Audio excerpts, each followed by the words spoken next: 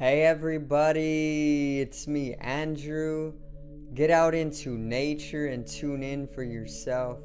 Resonate with the Earth's electromagnetic field via 432 Hertz, the universal frequency. Balance out psychologically and emotionally, and further strengthen your brain and your heart's coherence as well. Get a plant-based diet going for yourselves today and nurture yourself right back into life. We are literally herbivores in nature. Further balance out your physical body's pH level and get with alkalinity. Then you can generate some static electricity. Send me some love telepathically. Set attention to your mind and set intention to communicate. You are now tuning in to great days.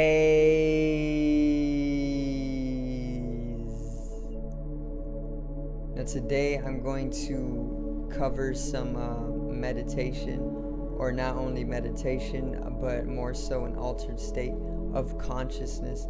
So it is known as hypnagogic states of consciousness, and I'm basically going to explain what it is and how to even get in tune with a hypnagogia or a hypnagogic state and basically experience some more dimensions of life. So today's video is hypnagogia.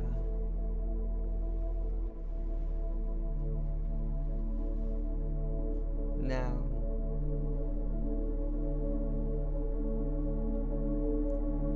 so hypnagogia is literally that transitional state of consciousness between wakefulness and sleep.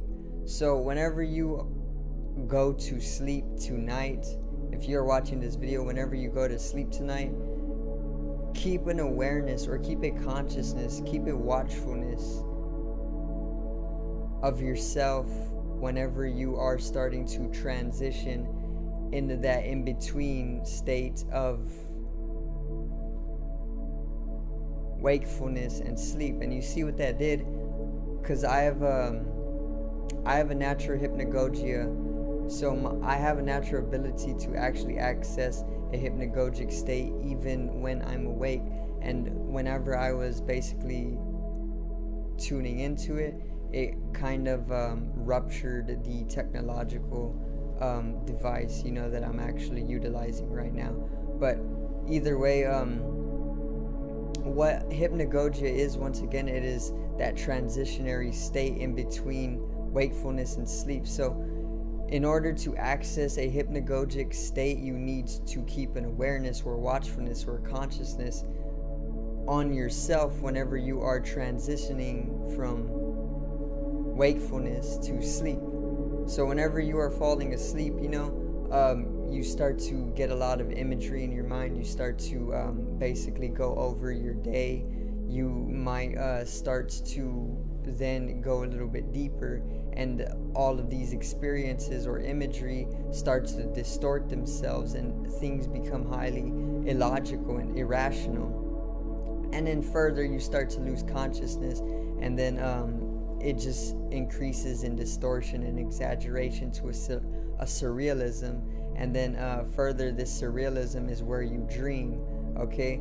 And most people would be unconscious, or if you're somebody who lucid dreams, then you would understand exactly what a hypnagogic state is.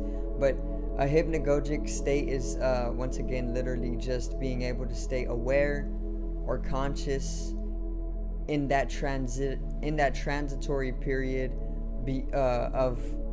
between wakefulness and sleep. So all it is to access a hypnagogic state is literally to just be aware during a wakefulness and sleepfulness in between those two. So practice this every single night.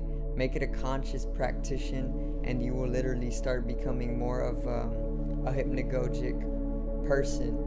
I have been doing a lot of meditation Literally for like a year straight already, I've been doing meditation, and this actually allows me to bring in a hypnagogic state of consciousness, even in waking reality. And also, I only sleep about 4 hours a day, so basically my imagination and my dream states come alive even when I'm awake. So yeah, this is why I'm naturally hypnagogic in consciousness. I'm always in like a surreal world, you know. My dream realities actually project themselves outward once again when I'm awake. So this actually is allowing me to get in tune and even project onto other people hypnagogic states, and it is very, very miraculous. Okay, it is a sign of a true genius. Okay, it is a sign of brilliance. Anybody who utilizes a hypnagogia or hypnagogic state of consciousness understands that life is literally eternal, because it makes way for the fact that death is an illusion, in the way that this transitory period in between wakefulness and sleep holds the information or the keys that are needed in order to realize that you are literally just energy, or even light, or even just consciousness, which is the canvas unto which everything exists and non-exists. Okay, so existence and non-existence come together like the two sides of the coin, heads and tails, black and white, yin and yang, masculine, feminine. And further, what constitutes existence and non-existence, or life and death, is consciousness. You are basically constituting the two, because you are truly consciousness. Okay, and once again, when you start to open up a alternate dimension of consciousness, which is that hypnagogic state, then you will be able to have altered experiences of life, and you won't even need to get high. You know, you won't need to smoke weed, you won't even need to drink, you won't need to do anything that will immensely break your routine perception of life, or your routine consciousness.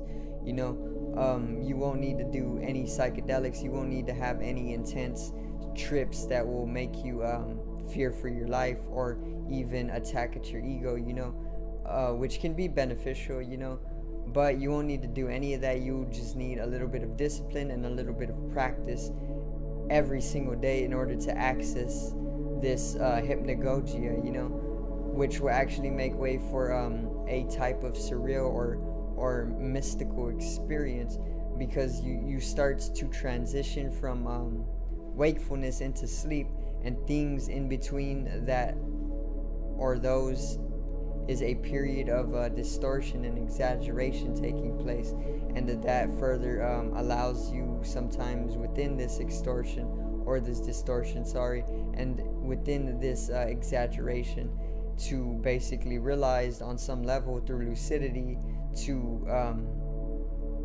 realize that you are literally just energy, or life is but a dream within a dream, you know, some Edgar Allan Poe.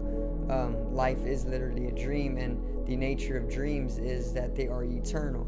They are a continuity as well.